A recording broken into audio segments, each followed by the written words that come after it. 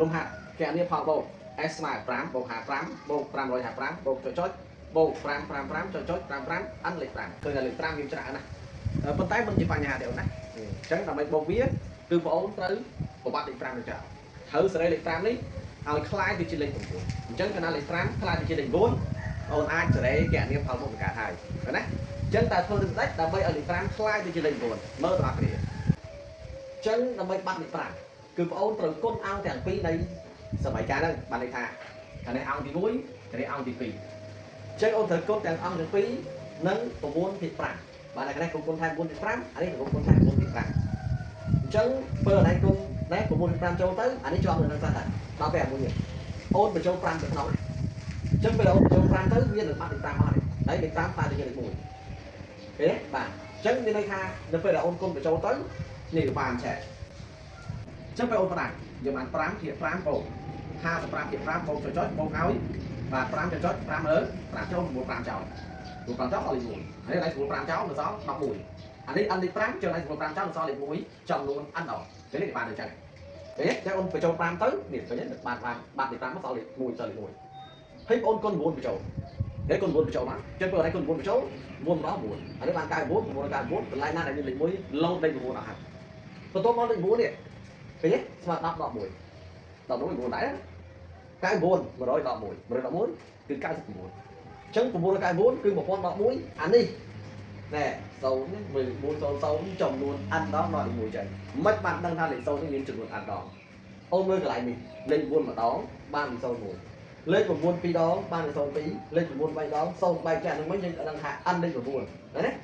n លេខ9អញ្ចឹងគឺមានលេខ0ចំនួន n ដងបន្ទាប់មកអានេះយើងបាន10ដក1 100គុណសេ10ទៅដក1 1000គុណសេ10គីដក1អញ្ចឹងមានន័យថា01សេគុណ1 02សេគុណ2 03សេគុណ3 0n គឺបានស្វែងគុណ n ហើយអូនចាប់ដើមផ្ដុំណានេះផ្ដុំសេរីគ្នាមកនេះពេលនេះផ្ដុំបានអញ្ចឹងឃើញទេដល់ពេលលេខ1យើងផ្ដុំសេរី1ទៅណាផ្ដុំរួចគឺលើយើងចាប់សញ្ញាដកជាកតានេះចាប់ដកជាកតាចាលេខដកលោកចាប់ដកជាកតាទៅអានេះយើងបាន1 + 1 + 1ប្រមាណដងគឺបូកគ្នាចំនួន n ដងមិនបានដឹងថា n ដងគឺដោយសារអញ្ចឹងលេខ9បន្ទួបានលេខ1ម្ដងលេខ4ណាកន្លែងតួទី2យើងបានលេខ1ម្ដងទៀតចុះដល់លេខ4គឺមានចំនួន n តែបានតែផលបូកមានចំនួន n តួណាគេអញ្ចឹងគឺបានលេខដក1ចំនួន n ដងអញ្ចឹងបើតែចាប់ដកជាកតាទៅគឺដល់លេខ1គឺលេខ1បូកគ្នាចំនួន n ដងតើណាអញ្ចឹងបងប្អូនដឹងថាឧទាហរណ៍ថាអញ្ចឹង1បូក1 2ដងណាអញ្ចឹង2គុណ1ចេញ2ហ៎1បូក1បូក1 3ដងចេញបានចេញ3គុណ1អញ្ចឹងកាលណាបូកគ្នា n ដងវាចេញ n គុណលេខ1ចំពោះនៅកន្លែងនេះ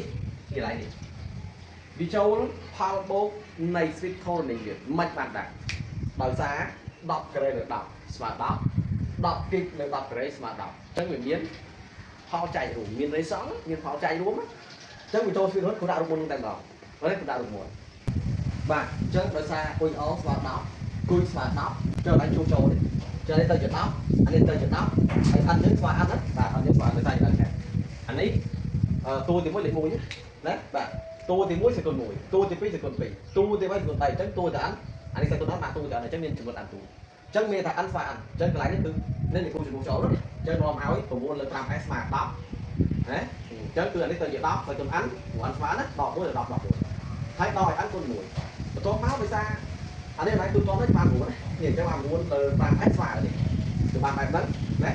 អញ្ចឹងកន្លែងនេះគូទៅជា9 n លើ9មកតម្រូវវាបាយណាវាបាយរួម9តែរក្សាវាបាយរួមអានេះគុណ1ណាគុណនេះបាន10សេគុណ n បូក1នេះគុណបានដក10ដក9 n បន្តត្រូវកែ s ចឹងឲ្យបងទៅនាំឲ្យ s យើងនេះស្មើយកអាហ្នឹងចែកឲ្យ9លើ 5s មក